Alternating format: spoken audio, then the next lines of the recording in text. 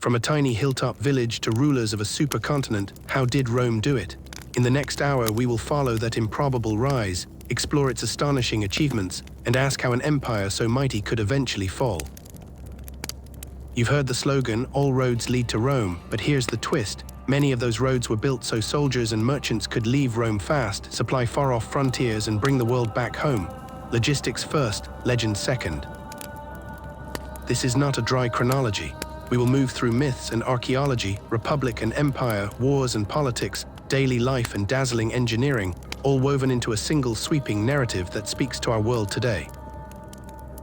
In the next hour, we'll travel from kings to a republic to emperors, and from a single city to a civilization whose shadow still falls on our laws, our languages, and our skylines. You will see the Forum erupt with orators, legions marching across distant shores, emperors reshaping cities, and ordinary Romans who cooked, worshipped, loved, and labored beneath monumental arches that still stand. We'll meet farmers turned citizens turned conquerors, engineers who poured concrete that cures underwater, and politicians who mastered the art of power by pretending they didn't want any, looking at you, Augustus. Along the way, we will meet Romulus and Remus, the Republic's citizen soldiers and senators, Julius Caesar at his turning point, Augustus building the Pax Romana, and later emperors whose choices shaped centuries. We will reveal surprising facts about Roman concrete and roads, the quirks of daily life, the brutality and spectacle of war, and the legal and cultural legacies that echo through law, language, and city planning. If you enjoy deep historical dives like this, subscribe and hit the bell to follow the journey. Leave a comment with the question you most want answered about Rome, and we might cover it next. First, a quick map and timeline to orient us. To understand Rome's grandeur, we begin with a sweeping timeline. From a village on the Tiber to an empire that encircled the Mediterranean, Rome's story is a series of transformations: kingdom, republic, and empire, each reshaping the world around it.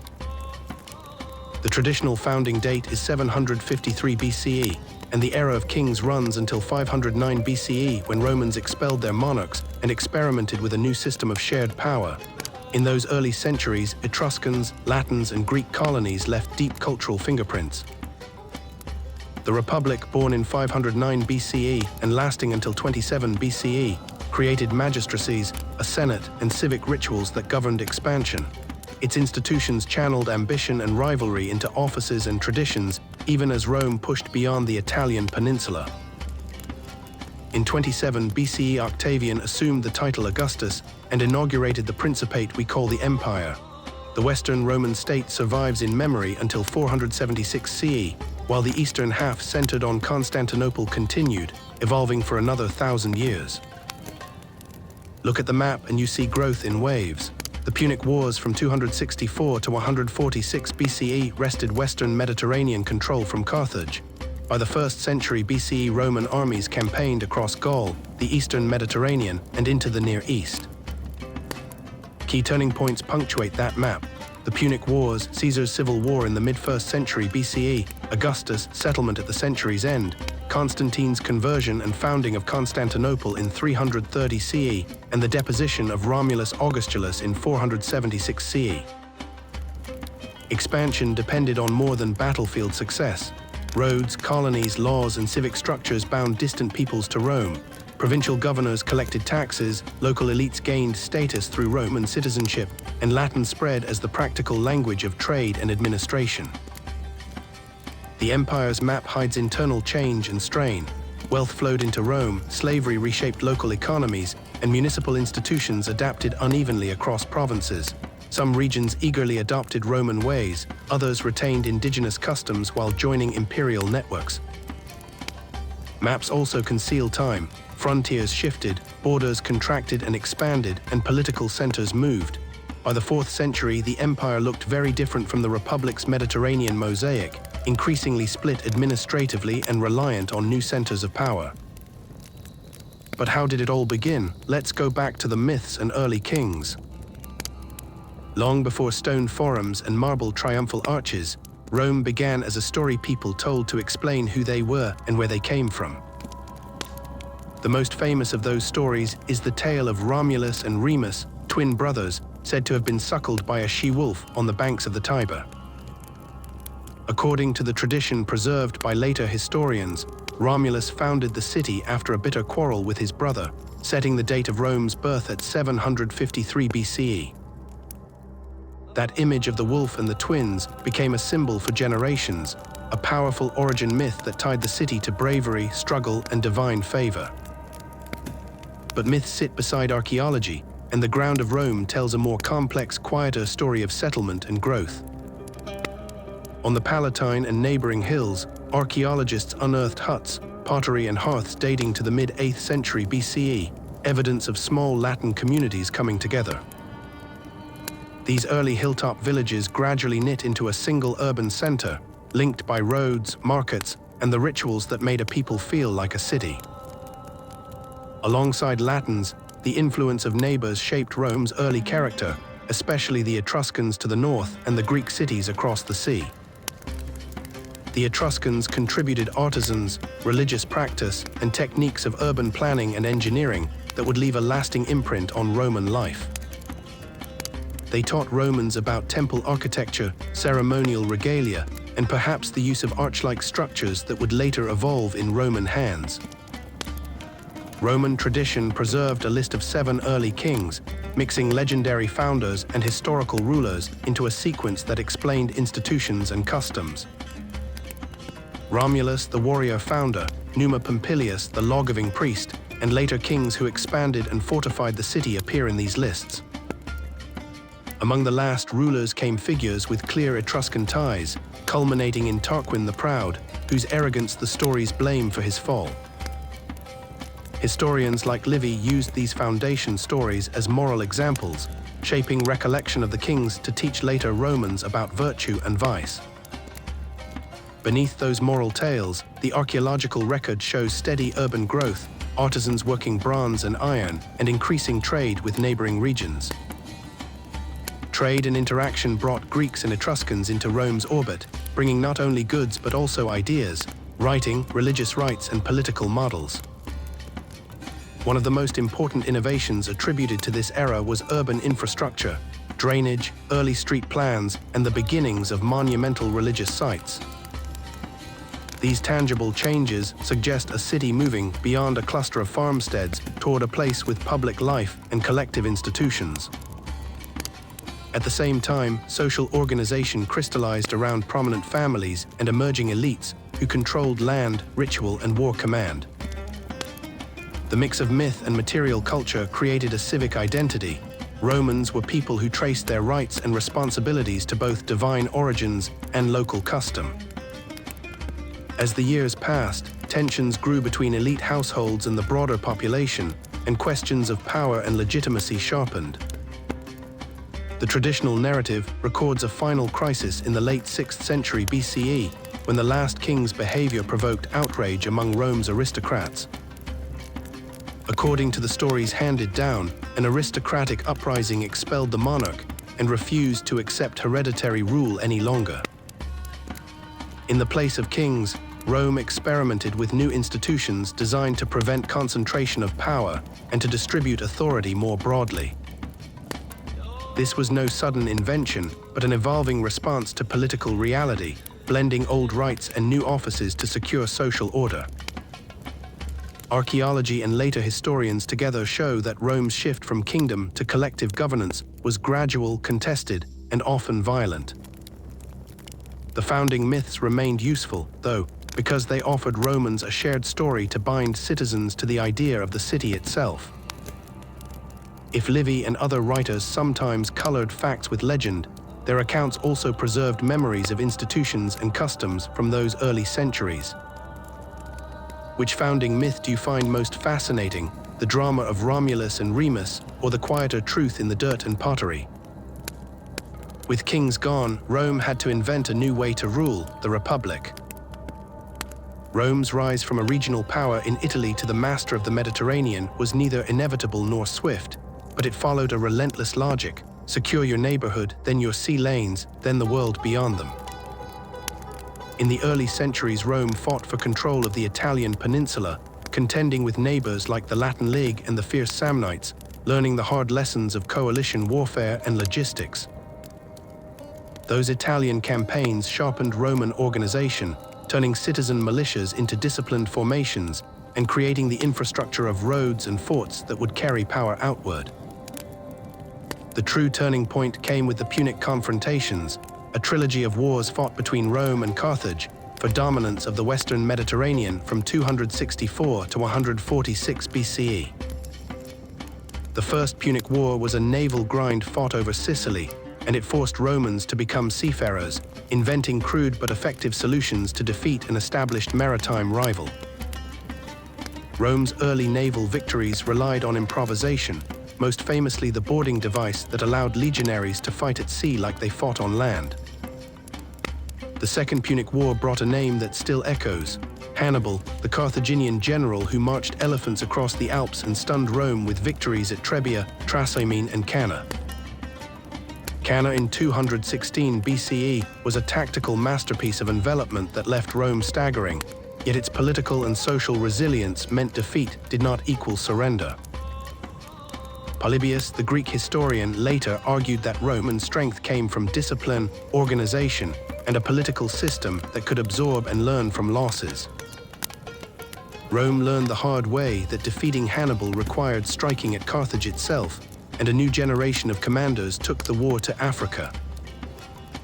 Publius Cornelius Scipio, later Africanus, forced Hannibal to return home and won a decisive victory at Zama, ending Carthage's bid to reclaim dominance and securing Rome's primacy.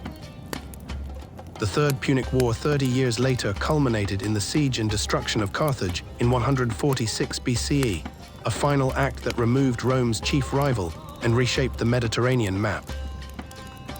With Carthage gone, Rome transformed conquered territories into provinces administered by magistrates and governors, creating new revenues and new obligations on local elites. Naval power remained crucial. Rome's initial improvisations matured into a permanent fleet that policed sea lanes, protected grain shipments, and projected force far from Italy. Conquest brought enormous wealth into Rome: plunder, tribute, and most visibly, people taken as slaves, who fueled agricultural estates and urban economies across Italy.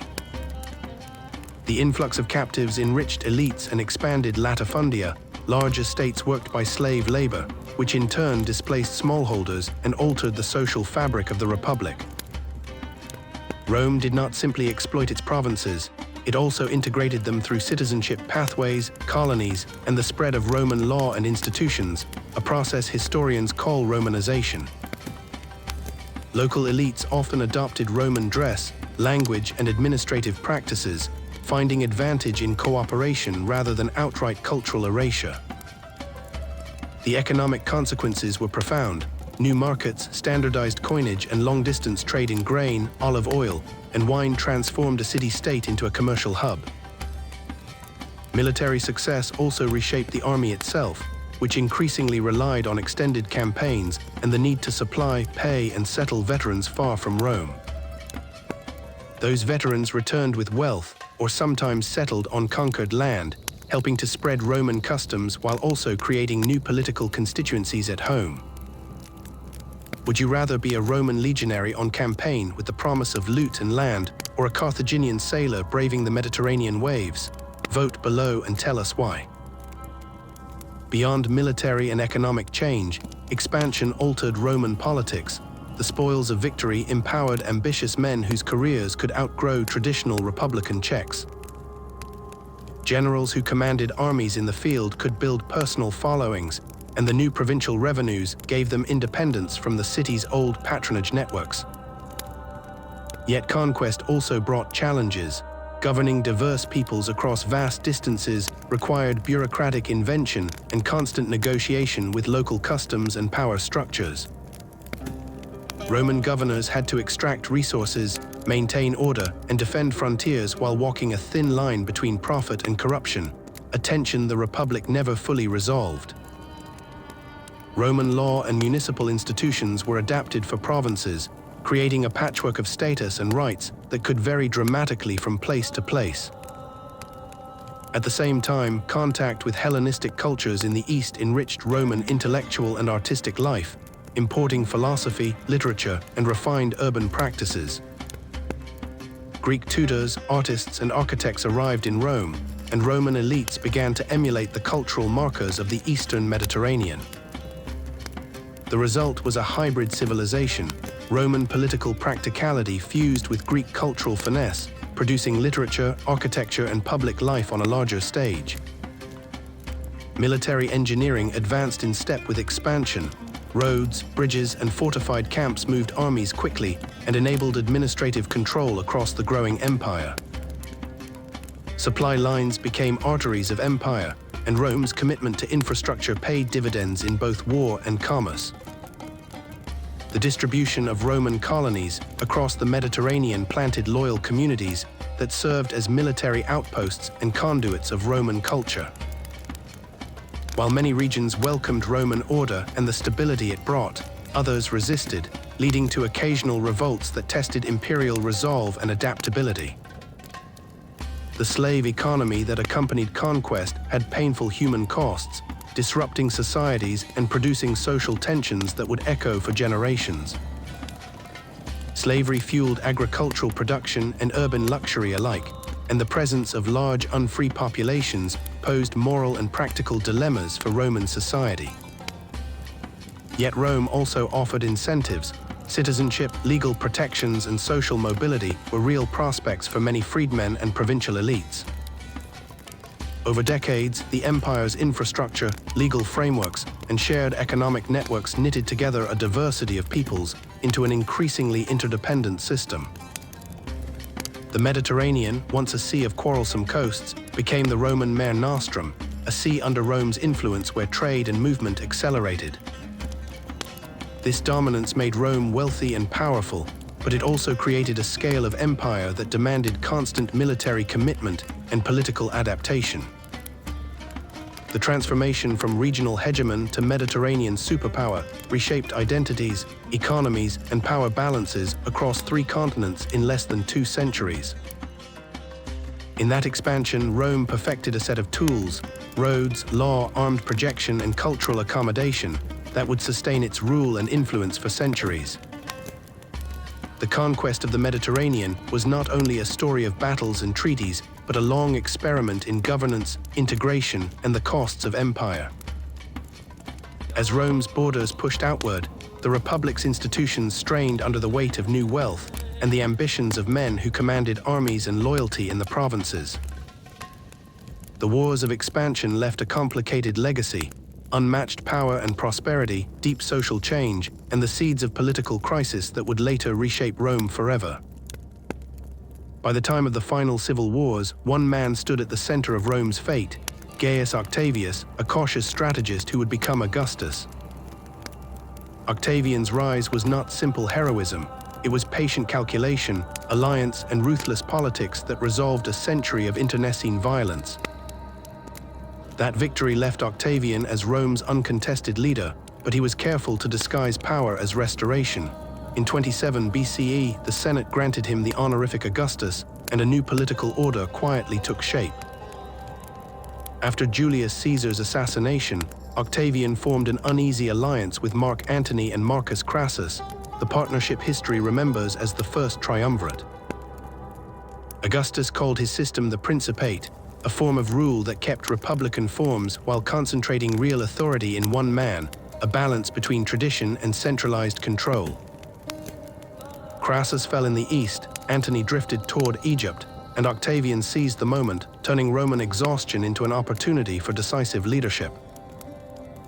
The climax came at Actium in 31 BCE, where Octavian's fleet defeated Antony and Cleopatra, ending the civil wars and signaling a new order.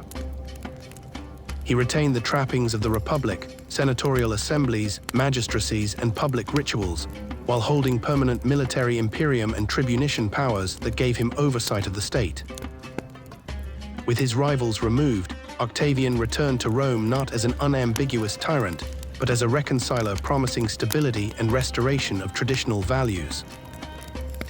To secure stability, Augustus reorganized the army, creating a standing force loyal to the emperor, professionalized service with regular pay and retirement benefits, and settled veterans in colonies across the empire. In 27 BCA, the Senate granted him the honorific Augustus, and he carefully fashioned a new political form that scholars call the Principate. Augustus preserved the outward trappings of the Republic, consuls, Senate, and laws, while concentrating real power in his hands through legal privileges.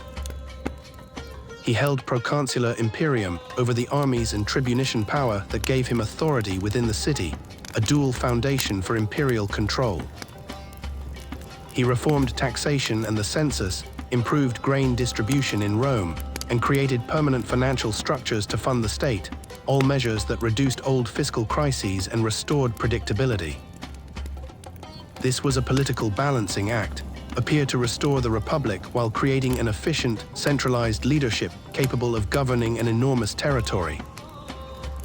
Augustus also invested in the city itself, famously claiming to have found Rome a city of bricks and left it a city of marble through ambitious building programs. Augustus reorganized the provinces, placing frontier legions under his control and returning peaceful senatorial provinces to civic administration. He professionalized the imperial administration, improving tax collection, curbing corruption, and creating stable salaries for administrators and soldiers. Temples, forums, roads, aqueduct repairs, and public works dominated his public image, each monument broadcasting order, piety, and the renewed greatness of Rome to citizens and provinces alike. The legions were reorganized into standing forces with regular terms of service, ensuring loyalty to the state and to the princeps himself. In his Res Gesti, Augustus presented these achievements as service to the people, listing public buildings, donations to citizens, and military victories in language designed to legitimize his rule. Veteran settlement programs and structured pensions tied soldiers to the empire, stabilizing frontier regions and rewarding service with land or cash. Augustus' domestic program also focused on moral renewal, public works, and monuments that reshaped Rome's urban fabric and civic identity. He famously said he found Rome a city of bricks and left it a city of marble, funneling wealth into temples, forums, and public amenities. The era that followed is often called the Pax Romana, roughly 2 centuries of relative stability across the Mediterranean that allowed trade, culture, and infrastructure to flourish. The Forum of Augustus and the Aura Passes symbolized a new era, peace enforced by imperial power and celebrated through monumental architecture. Under Augustus and his successors, roads and sea routes were secured, markets integrated, and long-distance commerce expanded, linking grain from Egypt to goods from the far provinces. Culturally, Augustus cultivated artists and poets to legitimize the new order, sponsoring works that tied Rome's destiny to a heroic past. Virgil's Aeneid, commissioned in this age, forged a national myth that linked Rome to the Trojan Aeneas and Augustus' own lineage. Cultural patronage was central to Augustus' program. Poets like Virgil and Horace were encouraged to compose works that celebrated Rome's origins and the new order, giving empire a literary foundation. Augustus himself recorded his accomplishments in a short public inscription, which presented his rule as restoration and benefaction to the Roman people. Virgil's Aeneid became a cultural emblem, tying Rome to heroic origins and implicitly endorsing Augustus' restoration of order and destiny for the Roman people. Later critics like Tacitus would view the Principate with suspicion, but for many Romans the result was stability after decades of bloodshed. That stability ushered in the Pax Romana, roughly 2 centuries of relative peace across the Mediterranean and internal prosperity. Trade flourished, cities rebuilt, and a common Roman law and coinage smoothed commerce from Spain to Syria. He created urban services too, founding a fire brigade and a police force for the city of Rome, practical steps that increased the perception of a caring and competent government. Infrastructure projects expanded under imperial patronage, roads, ports, aqueducts, and grain distributions that kept urban populations fed. On the military front, his reforms limited the power of rival commanders by centralizing commands and establishing fixed terms and procedures for military leadership. Economic integration and security allowed arts and sciences to flourish, producing architects, engineers, jurists, and poets who defined Roman culture. Provincial elites adopted Roman customs and language, creating a network of local leadership that bound diverse peoples to imperial institutions. Veteran settlements, regular pay and retirement grants tied soldiers to the imperial system and promoted Romanization in frontier regions through colonies and local investment.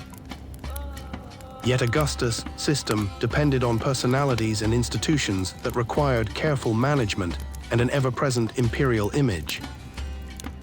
Provincial governance grew more standardized, Roman law extended gradually, and the grant of citizenship became the ultimate reward for loyalty and cooperation with imperial institutions. He cultivated an image of modesty and restraint, shyly refusing crown-like titles while consolidating unprecedented powers behind republican forms. The result was a resilient hybrid, a monarchy in practice, a republic in name, which allowed Rome to avoid the fate of perpetual civil war. This new order was not without costs. Senatorial pride was curtailed, dissent suppressed, and succession remained an unresolved political question. Yet the Principate's success had an ambiguous face. Tacitus and later historians would warn that Augustus had cloaked monarchical power in republican language, creating an imperial system that was harder to check. Augustus solved immediate problems and set precedents, but future emperors would interpret his powers with varying degrees of benevolence or tyranny. Behind the facade of restored liberty, the emperor wielded the critical levers of power, controlling the army, key finances, and political appointments, and shaping public religion and ideology. Still, the long peace under the early empire created conditions for remarkable achievements in law, architecture, and literature. Law codes were systematized, roads knit the provinces together, and monumental public buildings became a statement of imperial capacity. Still, for contemporaries, the immediate benefits were palpable: security on the roads, predictable grain supplies, fewer civil wars, and a flourishing of arts, architecture, and urban life. Roman identity broadened beyond the city. Citizenship and legal privileges gradually extended to allied elites across the Mediterranean. Architecture from this era endures. Temples, forums, and monuments erected or restored under Augustus became models for imperial building throughout the empire. From the provinces came talent and tribute, and Rome's cultural center became an imperial magnet rather than an isolated capital. Augustus' legacy was ambiguous. He ended civil war and launched an era of growth, but he also inaugurated an imperial system that concentrated power. Modern historians still debate whether he was Rome's savior or a shrewd autocrat, but his hand shaped the empire's durable institutions. Culturally, his era set standards. Latin literature achieved new heights, elite patronage networks supported artists and scholars, and Roman identity was refined into something both local and imperial. We find echoes of Augustus everywhere, in Roman law, architecture, and the political language of empire that followed his model. This consolidation of power and cultural program created a long-lived framework for governing a vast, diverse empire and a template many emperors would follow or adapt. For 2 centuries, the Pax Romana allowed Rome to project power and culture across 3 continents, defining what a Mediterranean world could be. Those years produced masterpieces of literature, engineering marvels, and administrative practices that influenced later European development. But questions remained. Did Augustus save the Republic by securing peace, or did he simply replace one form of domination with another by making autocracy durable? Yet life in the empire remained varied and human, prosperity for some, hardship for others, all under the watchful eye of an imperial order. Was Augustus the real savior of Rome or a clever autocrat? Tell us what you think in the comments below. But Roman life wasn't only politics. Let's look at society and daily life. Rome's story is not only carved in marble and fought on battlefields, but lived day to day in crowded streets, private homes, and public baths, where the pulse of the empire can be felt in ordinary lives. At the center of Roman family life stood the pater familias, the household head whose authority shaped marriage, property, and the fate of generations under a single roof. Marriage in Rome was both intimate and civic, arranging alliances between families while offering women spaces to manage households, businesses, and sometimes to exert political influence from behind the scenes. Women like Livia could shape imperial politics through patronage, household networks, and counsel even as public office remained closed to them, revealing a society where private power often translated into public impact. Rome's urban fabric was starkly divided between the domus of the wealthy and the insulae, where most residents lived in cramped, multi-story apartment blocks with flimsy construction and frequent risk of collapse or fire. These insulae concentrated a buzzing market of life below, with workshops, street vendors, and the constant movement of people, animals, and carts down narrow lanes that define neighborhood identity. The Forum remained the civic heart of Rome where business, law, and daily gossip converged, but for many Romans, public baths were the true centers of social life and ritualized leisure. Baths combined relaxation, hygiene, exercise, and conversation in a single venue where men and women often visited at different hours, and where social distinctions could be both displayed and temporarily leveled. Romans washed and socialized in water drawn through imperial aqueducts, and in large thermal complexes people read, exercised, negotiated, and conducted business while immersed in steam and conversation. Food signaled status as surely as clothing, and Roman dining ranged from simple meals of bread and porridge to elaborate banquets where exotic dishes and theatrical presentation displayed wealth and taste. Garum, a fermented fish sauce, flavored dishes across classes and appears in receipts and recipes, while bread and wine form the daily diet for most, with seasonality shaping what could be found on a table. Elite dining often involved reclining on couches, extended conversation, poetry recitation, and theatrical performances, scenes immortalized in literary works that give us vivid snapshots of Roman banquets. Petronius' satirical passages remind us how dinner could become a performance of excess, but other sources describe simpler family meals where frugality and modesty still carried moral weight. Clothing signified social role and citizenship, with the toga marking free male citizens in public life, while tunics and stolas conveyed practical and class distinctions across the city. Slavery was woven into every corner of Roman society, from household servants to agricultural laborers and skilled artisans, shaping labor, social mobility, and economic structures across the empire.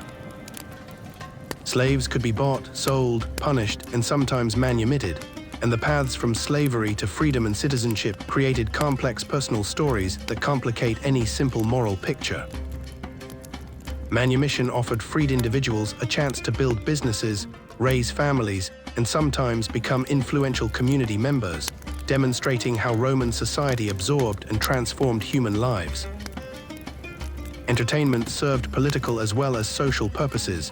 Emperors and magistrates used games to win favor, while citizens flocked to spectacles that blended skill, danger, and communal identity.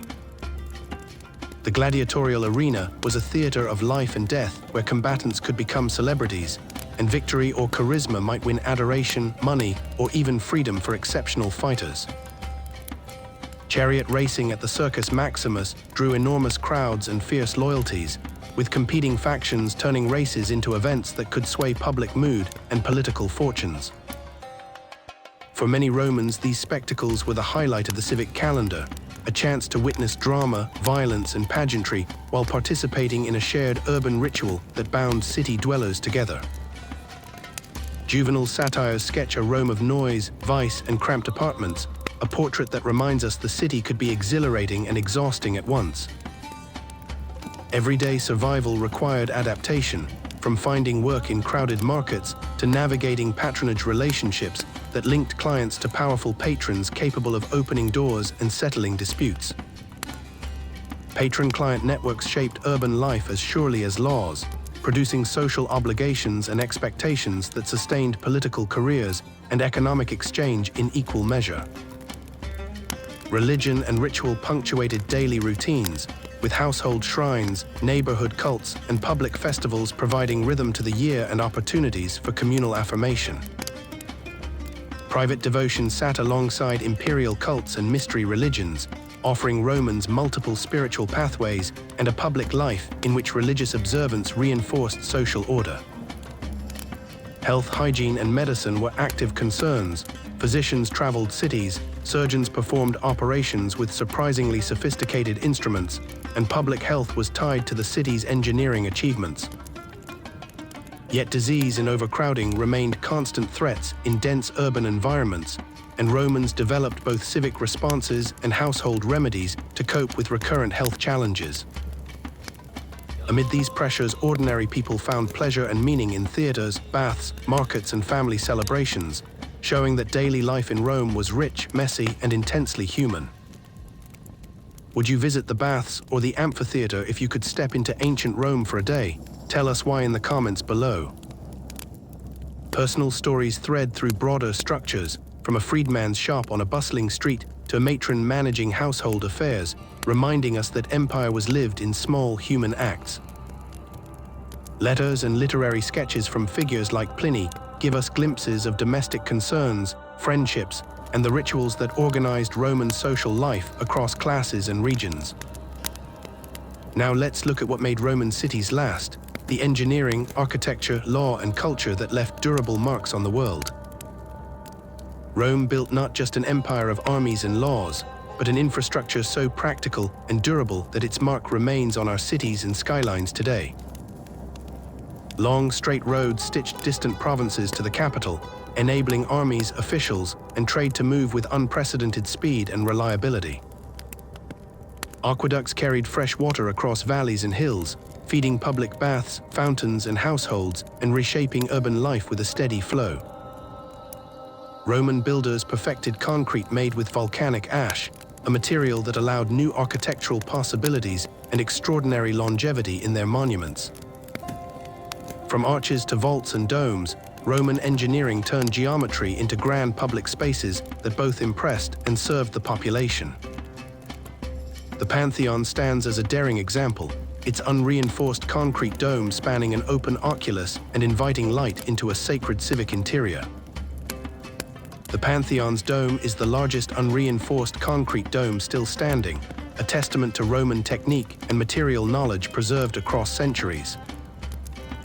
Beneath cities, systems like the Cloaca Maxima drained streets into rivers, while hypercaust heating warmed villas and public baths with circulating hot air.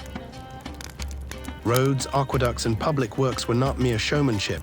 They enabled taxation, grain distribution, military movement, and an administrative cohesion across provinces. Roman law provided another durable framework, defining citizenship, contracts, property, and legal procedures that would influence later systems across Europe. Legal ideas such as the presumption of innocence and rights in courtroom procedure trace conceptual lines back to Roman practice and precedent. Administration followed engineering and law, with municipal organization and provincial governors implementing Roman patterns of taxation, justice, and local elites, cooperation. The result was a networked empire. Roads and legal codes bound cities to Rome, while local traditions often adapted to Roman administrative forms. Culture and literature flourished alongside these structures. Poets, historians, and orators gave Rome a shared language of identity and moral example. Virgil's epic linked Rome's past to destiny, while Ovid and Horace shaped elite taste, and public monuments broadcast imperial narratives to millions. Religious life remained plural and civic for centuries, with temples and cults woven into daily practice and public ceremonies across the empire. Over time, new beliefs spread within this network, and Christianity moved from a regional sect to a state religion, transforming Rome's spiritual landscape. Together, engineering, law, and culture created durable institutions and material legacies that outlived political convulsions and inspired later civilizations. Those achievements are the reason Roman roads, buildings, and legal ideas still echo in our cities and courts today.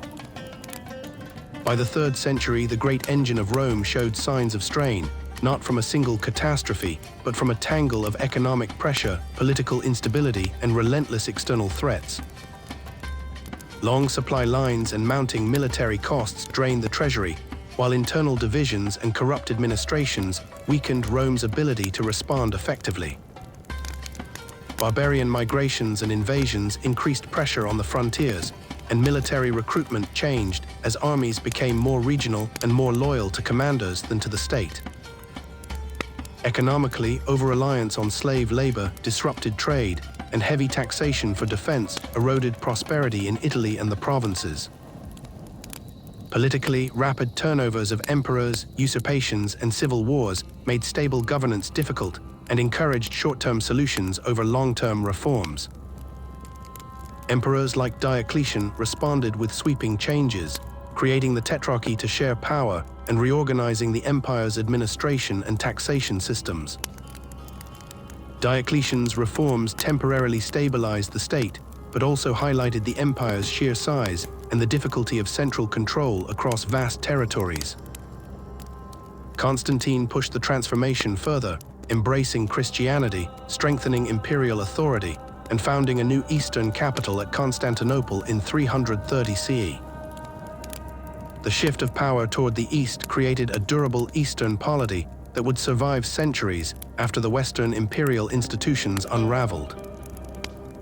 By 476 CE, the deposition of the boy emperor Romulus Augustulus became a symbolic marker for the end of the Western Roman Empire, but it was not a single decisive fall. Instead, historians point to a long process of fragmentation, adaptation, and transformation in which barbarian kingdoms, Roman institutions, and local elites fused into new political realities. The Eastern Roman state, which we call Byzantine, preserved Roman law, administration, and culture while developing its own identity and surviving for another 1,000 years. Modern scholarship stresses complexity, internal decay, external pressure, economic shifts, and cultural changes all combined in differing proportions across regions and centuries. So rather than a single catastrophe, Rome's decline is best understood as a series of adjustments, collapses, and continuities that reshaped the ancient world into something new. Do you think Rome truly fell, or did it simply transform into different political and cultural forms? Share your view in the comments below. Before we go, some of the most surprising facts about Rome.